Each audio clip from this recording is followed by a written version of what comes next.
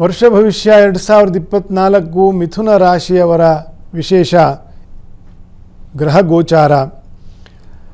ಏಕಾದಶದಲ್ಲಿ ಗುರುವಿನ ಫಲ ಇದ್ದೇ ಇದೆ. ಇನ್ನು ಏಪ್ರಿಲ್ ಕೊನೆಯವರೆಗೂ ಗುರುವಿನ ಅನುಕೂಲವು ನಿಮಗೆ ಒಳ್ಳೆಯ ಫಲವನ್ನೇ ತರ್ತದೆ. 9ನೇ ಮನೆಯ ಶನಿಯ ಬಾಧೆಯೂ ಕೂಡ ಕಂಟಿನ್ಯೂ ಆಗ್ತದೆ.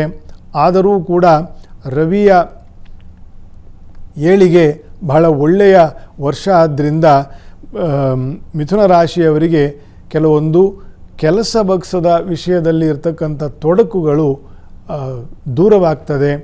ಮತ್ತು ಭೂಮಿ ವಿಚಾರದಲ್ಲಿ ಇರತಕ್ಕಂಥ ಕೆಲವು ಸಮಸ್ಯೆಗಳು ಪರಿಹಾರ ಆಗ್ತದೆ. ಮತ್ತು ಬಿಟ್ಟು ಹೋದಂತಹ ಕೆಲವು ಸಂಬಂಧಗಳು ಮತ್ತೆ ಕುದುರ್ತಕ್ಕಂಥದ್ದು, ಅದು ವೈವಾಹಿಕ ಇರಬಹುದು, ಮೈತ್ರಿ ಇರಬಹುದು, ಮಿತ್ರರಿರಬಹುದು, ರಾಜಕೀಯದಲ್ಲಿ ಇರಬಹುದು. ಈ ರೀತಿಯ ಕೆಲವು ಸಂಬಂಧಗಳು ಸರಿ ಹೋಗ್ತಕ್ಕಂತಹ ವರ್ಷವೂ ಕೂಡ 2024 ಆಗಿರುತ್ತೆ ಮಿಥುನ ರಾಶಿಯವರಿಗೆ.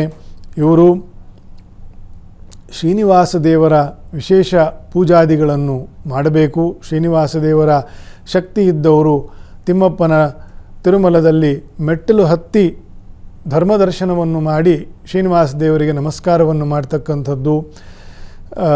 ಆಗಾಗ ಬುಧವಾರದಂದು ಅಭಿಷೇಕ ಸೇವೆ ಅಥವಾ ನಮಸ್ಕಾರ ಸೇವೆಯನ್ನು ಕೂಡ ಶ್ರೀನಿವಾಸ ದೇವರಿಗೆ ಮಾಡ್ತಾ ಇರತಕ್ಕಂಥದ್ದು. ಬಹಳ ಒಳ್ಳೆಯ ಫಲವನ್ನು ಪಡಿತೀರಿ.